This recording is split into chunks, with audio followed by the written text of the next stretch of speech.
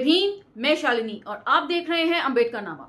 जाति का विनाश के पिछले एपिसोड में हमने चर्चा करी थी कि यदि हिंदू समाज को प्रगति करनी है तो उसे अपनी परंपराओं में बदलाव लाना होगा, रूढ़ियों को तोड़ना होगा। कहने का मतलब यह है कि सोचने समझने के तरीकों में उन्हें बदलाव लाना पड़ेगा, माइंडसेट चेंज करना पड़ेगा। और आज का एपिसोड जो होगा वो जाति के विनाश भाषण का अंतिम एपिसोड है, लेकिन पिक्चर अभी बाकी है। अगले एपिसोड से हम इसकी सबसे ऐतिहासिक चर्चा जो थी गांधी अंबेडकर संवाद को शुरू करेंगे।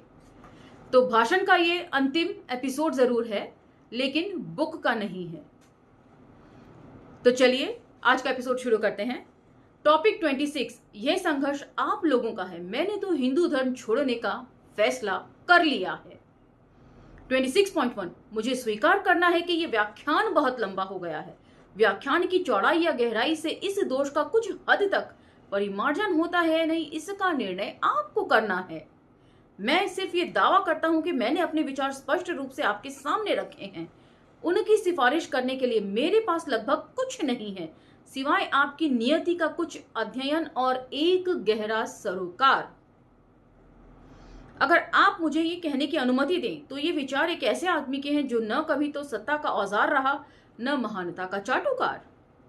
ये विचार एक ऐसे आदमी के हैं जिसका लगभग संपूर्ण सार्वजनिक प्रयास गरीबों और पीड़ितों की स्वतंत्रता के लिए सतत संघर्ष रहा है और जिसे एकमात्र राष्ट्रीय पत्र पत्रिकाओं और राष्ट्रीय नेताओं द्वारा मिथ्या अभियोग और गाली गलौज की वर्षा के रूप में मिला है। किसी अन्य कारण से नहीं, बल्कि सिर्फ इसलिए कि मैं उनके साथ मिलकर ये चमत्कार, इसे मैं हाथ की सफाई नहीं कहूंगा, करने से इनकार करता हूं कि पीड़ितों को अत्याचारी का स्वर्ण देकर आजाद किया जा सकता है और गरीबों को अमीरों का पैसा देकर उठाया जा सकता है। तो टॉपिक 3, फैलेसी ऑफ सोशलिस्ट वाला जो टॉपिक था, जिसमें डॉक्टर अंबेडकर चर्चा करते हैं कि समाजवादी जो हैं उनका ऐसा मानना है कि यदि आर्थिक उत्थान कर दिया जाए, आर्थिक तौर पर सबको एक लेवल पर ले आए तो जाति की समस्या से निपटारा किया जा सकता है, सब कुछ बराबर हो सकता है। जबकि डॉक्टर अंबेडकर कहते हैं कि यदि इकोनॉमिक स्टेटस इंक्रीज भी हो जाए तो भी जो सोशल स्टेटस है उसमें किसी तरीके से कोई इंक्रीमेंट आपको नहीं मिलता है, वो नहीं इंक्रीज होता है। और उसके लिए हम कोविंद जी का एग्जाम्पल मैं लगातार देती हुई चल रही हूं, तो इसीलिए उनको खासी निंदा झेलनी पड़ती होगी। 26.2, मेरे विचारों को आप स्वीकार करें, इसके लिए हो सकता है कि ये काफी न हो। मेरा ख्याल है कि इसकी संभावना कम ही है कि वे आपके विचारों को बदल सकेंगे, लेकिन वे आपको प्रभावित करते हैं या नहीं, ये जिम्मेदारी संपूर्ण रूप से आपकी है। तो डॉक्टर अंबेडकर जितनी बातें बोल सकते थे, जितने तरह के बिंदु हमारे सामने रख सकते थे, उन्होंने रखे। अब वे समझदारी जो है वो पाठकों के ऊपर छोड़ते हैं, इसको भाषण को पढ़ने वालों के ऊपर, कि वे इससे क्या सीखते हैं। आपको अपने स्तर पर जाति की जड़ उखाड़ने का प्रयास करना होगा, अगर मेरे तरीके से नहीं तो आपके अपने तरीके से। 26.3, मुझे खेद है, मैं आपके साथ नहीं होऊंगा। मैंने धर्म बदलने का फैसला कर लिया है। इसके कारण बताने के लिए यह उपयुक्त स्थान नहीं है। यद्यपि मैं आपके दायरे से बाहर चला जाऊंगा, मैं आपके आंदोलन को सक्रिय सहानुभूति से देखता रहूंगा और मेरी सहायता का मूल्य जो भी हो वह आपको मिलेगा। कि मतलब धर्म परिवर्तन के बावजूद भी जो भी जरूरतमंद लोग होंगे, जब वो डॉक्टर अंबेडकर को अप्रोच करेंगे तो डॉक्टर अंबेडकर वहां पर रहेंगे। क्यों? क्योंकि ये एक राष्ट्रीय समस्या वे समझते हैं और राष्ट्र के निर्माण में यदि कोई समस्या पैदा होती है तो उसको सुधारने के लिए वो साथ रहेंगे। आपका काम एक राष्ट्रीय काम है। जाति निस्संदेह हिंदुओं की सांस सांस में बसी हुई है, लेकिन हिंदुओं ने सारे देश के वायुमंडल को विषाक्त बना दिया है और यह विष सिख, मुसलमान, ईसाई आदि अहिंदू लोगों में भी व्याप्त है। अतएव आपको सिख, मुसलमान, ईसाई आदि सभी का समर्थन मिलना चाहिए जो इस संक्रमण से ग्रस्त हैं। तो बहुत बड़ी बात डॉक्टर अंबेडकर यहाँ पर कह रहे हैं कि हम सिर्फ समझते हैं कि जाति जो है वो हिंदुओं में है, जबकि इसकी छूत अब सब जगह हो गई। हमने ओम प्रकाश वाल्मीकि जी को पढ़ा तो वो भी यही बात कहते हैं कि मुसलमान तगा भी वही बिहेवियर करते थे जो हिंदू तगा करते थे। और वेटिंग फॉर वीजा में खुद डॉक्टर अंबेडकर ने बोला कि पारसी भी छुआछात बरतते हैं, उन्हें सिर्फ हिंदुओं तक ही सीमित नहीं रह गया ये छुआछात। और सिख धर्म में भी इसकी छूत देखने को मिलती है। सवर्ण मंदिर और डेरा सच्चा सौदा का जो भी झगड़ा है, फसाद है, वो और क्या है, इन्हीं सब चीजों के ऊपर है। तो ये भाषण जब डॉक्टर अंबेडकर ने लिखा था तब भी उनका विजन इतना शार्प था, वो इतनी दूर तक सोच सकते थे कि उन्होंने लिखा था, अपने एक भाषण में कहा था कि यदि हिंदू भारत से बाहर जाएंगे तो ये जाति की समस्या जो है ये ग्लोबल समस्या बन जाएगी। तो गूगल में यदि आपको याद हो, मैं नाम भूल रही हूं उस लेडी का जिनको भाषण देना था, जाति के ऊपर चर्चा करनी थी, लेकिन गूगल में जितने भी सवर्ण एम्प्लॉयज थे उन्होंने 8000 के करीब सवर्ण एम्प्लॉयज ने ये भाषण को रुकवाने के लिए धमकी दी कि हम रिजाइन कर देंगे और ये भाषण न हो सके। सुंदरराजन करके लेडी थी, उनका नाम था। और उसके अलावा अब आप देखिए कैलिफोर्निया की जो स्टेट यूनिवर्सिटी है वहां पर भी आरक्षण लागू करने की बातचीत हो रही है। उसके अलावा एप्पल इंडस्ट्री ने, अभी 2-3 दिन पहले की ही खबर है, यदि आप नेट पर सर्च करेंगे तो मिल जाएगी, उन्होंने भी कड़े नियम बना दिए हैं जातिवाद के खिलाफ।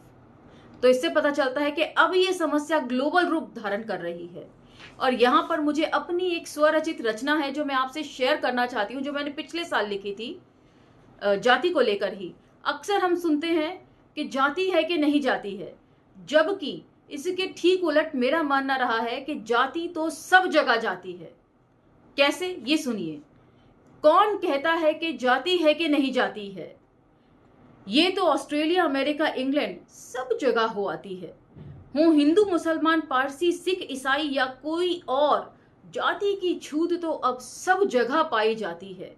दिमाग के तंतु संग लटक ये तो बिना पांव ही सब जगह हो आती है। कौन कहता है कि जाति है कि नहीं जाती है? तो ये मेरी स्वरचित रचना थी जो मैं आपसे शेयर कर रही थी। कैसी लगी कमेंट सेक्शन में मुझे जरूर बताइएगा। 26.4 आपका काम दूसरे राष्ट्रीय काम अर्थात स्वराज से ज्यादा मुश्किल है। जब आप स्वराज के लिए लड़ते हैं तो सारा राष्ट्र आपके साथ होता है, किंतु जाति के विरुद्ध संग्राम में आपको सारे राष्ट्र से संघर्ष करना होगा, और वह राष्ट्र भी कोई दूसरा नहीं, स्वयं अपना ही। अपने ही लोगों के खिलाफ सबसे पहले खड़े होना पड़ेगा। जाति को तो अक्सर मुझे 3-4 दिन पहले एक फोन आया था जिसमें शायद राजस्थान से ही फोन था। उन्होंने अपना नाम नहीं बताया, लेकिन ये मुझसे वो पूछ रहे थे कि मैडम आप जाति का विनाश पढ़ रही हैं और उसमें आप कहती हैं कि जाति नहीं होनी चाहिए, जातियों का विनाश हो जाना चाहिए, तो जो आरक्षण हमें मिलता है वो नहीं खत्म हो जाएगा? तो सिर्फ आरक्षण मिलता रहे, आरक्षण तो वैसे भी खत्म हो रहा है। कोई सरकारी संस्थान नहीं बचा है, सबका प्राइवेटाइजेशन तेजी से किया जा रहा है। तो कौन से आरक्षण के उम्मीद में आप लोग बैठे हुए हैं? आरक्षण जब खत्म हो जाएगा, आरक्षण नहीं रहेगा, तब आप क्या करेंगे? सब कुछ प्राइवेट हो जाएगा क्या तब भी? और आरक्षण के लालच में क्या पीढ़ी दर पीढ़ी अपमान ही झेलते रहेंगे आप? सम्मानित होने का आपको अधिकार नहीं है? मेरिट का जो लोग राग अलापते हैं वो क्यों फेयर कंपटीशन से घबराते हैं? कभी ये सोचा है आपने? हम बात कर रहे हैं संसाधनों में बराबर की हिस्सेदारी की, और आप बात कर रहे हैं आरक्षण की। तो जाति का विनाश सुनकर भी यदि आपका दिमाग नहीं खुल रहा है तो डॉक्टर अंबेडकर ठीक ही लिख रहे हैं कि इसका प्रभाव हर एक व्यक्ति पर अलग अलग पड़ेगा। पाठकों को निर्णय लेना है कि वो इससे क्या सीख रहे हैं। चलिए चर्चा आगे बढ़ाते हैं। मेरे विचार से यह काम स्वराज्य से अधिक महत्वपूर्ण है। स्वराज्य पाने से क्या फायदा यदि हम उसकी रक्षा नहीं कर सकते? स्वराज्य का पक्ष लेने के प्रश्न से ज्यादा महत्वपूर्ण प्रश्न यह है कि स्वराज्य के भीतर हिंदुओं का पक्ष कैसे लिया जा सकता है। मेरी राय में जाति विहीन हो जाने के बाद ही हिंदू समाज में ऐसी शक्ति पैदा होने की आशा है कि वह अपनी रक्षा कर सकें।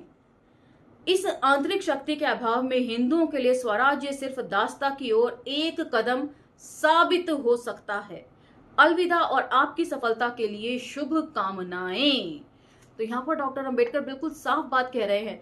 जब देश विभाजन की मार झेल रहा था, जब विभाजन की बात हो रही होगी, तो उस वक्त भी यही बात तेज हुई होगी कि जब विभाजन होगा और एक हिस्सा जो मुस्लिम राष्ट्र बन जाएगा तो दूसरे हिस्से को हिंदू राष्ट्र हो जाना चाहिए।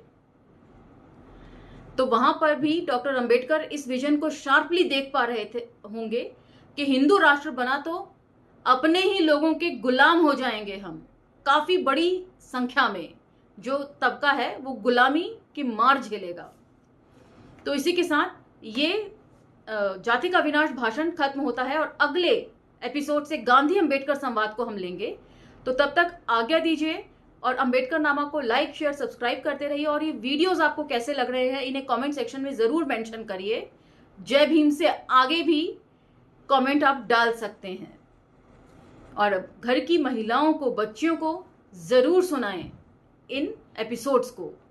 तो मिलते हैं अगले एपिसोड में, तब तक आज्ञा दीजिए। धन्यवाद।